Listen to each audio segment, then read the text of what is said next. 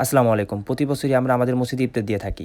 এবছর তার ব্যতিক্রম নয়। আমরা এবছর আমাদের মসজিদের জন্য ইফতারের আয়োজন করেছি। ইফতারের আয়োজনের জন্য একটা নির্দিষ্ট একটা সময় থাকে বা একটা ডেট থাকে। সেই ডেটের মাধ্যমে আমাদের ইফতারটা দিতে হয়। কারণ কি ইফতারটা একেক দিন একেকজনের দেয়া হয়। যেহেতু আমাদের এলাকার মসজিদ, আমাদের এলাকার মসজিদের জন্য সবাই আমাদের এলাকার মসজিদে এই ইফতার দিয়ে থাকেন।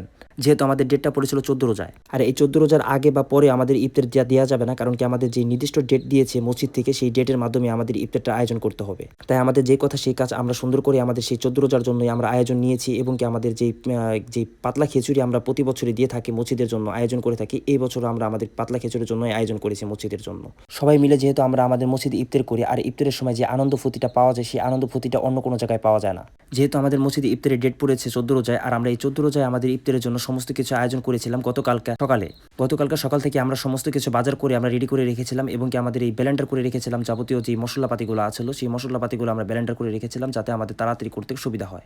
যেহেতু আমাদের ইফতারটা মসজিদে ১ থেকে ১.৫ ঘন্টা আগে পৌঁছাতে হবে সেজন্য আমরা তাড়াতাড়ি করে আমাদের মসজিদের জন্য সব কিছু ইফতারটা রেডি করতেছিলাম। আর আমাদের সমস্ত মশলাপাতিগুলো আমরা এখানে রেডি করে রেখেছিলাম যাতে আমাদের তাড়াতাড়ি করতে সুবিধা হয়। আমাদের বিভিন্ন ধরনের মশলা আমরা এখানে নিয়েছি এবং কি আমরা আমাদের যে যতটুকু প্রয়োজন ছিল আমরা সম্পূর্ণভাবে আমাদের মশলাগুলো রেডি করে যেহেতু আমরা আমাদের ইফতারের জন্য খিচুড়ি রান্না করা শুরু করে দিয়েছি এজন্য আমরা তাড়াতাড়ি করে ফুরানি ভেজে নিতেছিলাম। আর ফুরানি ভাজার সময় আমরা সম্পূর্ণভাবে ফুরানিটা অর্ধেক ভাজা শেষ হয়ে গিয়েছে আর অর্ধেক আমরা চুলায় রেখে আমরা আমাদের এই মশলাপাতিগুলো ঢেলে দিতেছিলাম যাতে আমাদের এই মাখা মাখা করে সুন্দর করে আমরা এই মশলাটা দিয়ে সুন্দর করে রান্না করতে পারি। যেহেতু আমি আগে পরে কখনো রান্না বাড়ার কাজটা করিনি এজন্য আমাদের এলাকা থেকে ফায়েক মামাকে ডেকে নিয়ে এসেছিলাম যাতে আমাদের একটু রান্না কাজে একটু হেল্প করতে পারে সে। যেহেতু আমাদের ডেক্সিতে রান্না করা হচ্ছে সেজন্য আমরা ডেক্সির ভিতরে সুন্দর করে আলু এবং কি কুমড়া কেটে রেখেছিলাম সেগুলো দিয়ে এবং কি মাংস দিয়ে সুন্দর করে কষিয়ে নিতেছিলাম। আর এই কষানোর কারণটা হচ্ছিল যেন মাংস থেকে গন্ধটা না আসে।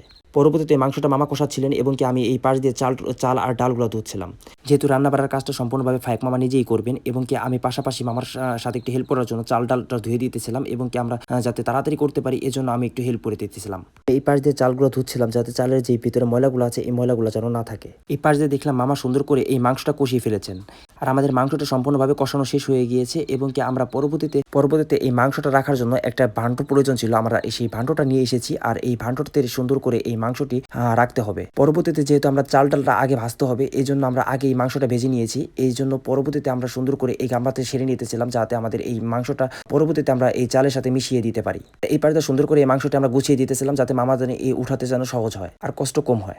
আমাদের যে মাংসটা ভাজা ভাজা করে নিয়েছি সম্পূর্ণভাবে আমাদের এই মাংসটা নামানো শেষ হয়ে গিয়েছে এবং কি আমরা পরবর্তীতে এই পাতিটা ধুয়ে সুন্দর করে তেল দিয়ে দিতেছিলাম যাতে আমাদের এই তেলটা সুন্দর করে গরম হওয়ার পরবর্তীতে আমাদের যেন পেঁয়াজ দিলে পরেই আমাদের এই পেঁয়াজটা সুন্দর করে ফুরানি ভাজা হয়। যতটুকু পেঁয়াজের প্রয়োজন ছিল আমরা সম্পূর্ণভাবে পেঁয়াজটি দিয়ে এবং কি আমরা নাড়া দিতেছিলাম যাতে আমাদের এই পেঁয়াজটা না লেগে যায় নিচে। পরবর্তীতে আমরা যে চাল ধুয়ে রেখেছিলাম সুন্দর করে সেই চালটা আমাদের এই ডেকচিতে দিয়ে সুন্দর করে নাড়া দিতেছিলাম। চুরিতে এই চাল ভাজাটাই সম্পূর্ণ মেন। যেহেতু আমাদের এলাকার মসজিদ আর এলাকার মসজিদে যেহেতু সবাই মিলে আমরা ইফতারি করি আর এই জন্য আমাদের এখানে ১৪ কেজি চালের প্রয়োজন ছিল। আমরা এখানে ১৪ কেজি চাল দিয়েছি এবং কি আমরা ৭ কেজির মতন মাংস দিয়েছি। আমরা যে গামলা থেকে চাল দিয়েছিলাম আর সেই গামলায় দেখলাম আমাদের কিছু চাল লেগে আছে। আমরা সম্পূর্ণভাবে চালটা গুছিয়ে সুন্দর করে দিয়ে দিতেছিলাম এবং কি আমাদের চাল ভাজা শেষ আমরা পানি দিতেছিলাম সেদ্ধ হওয়ার জন্য।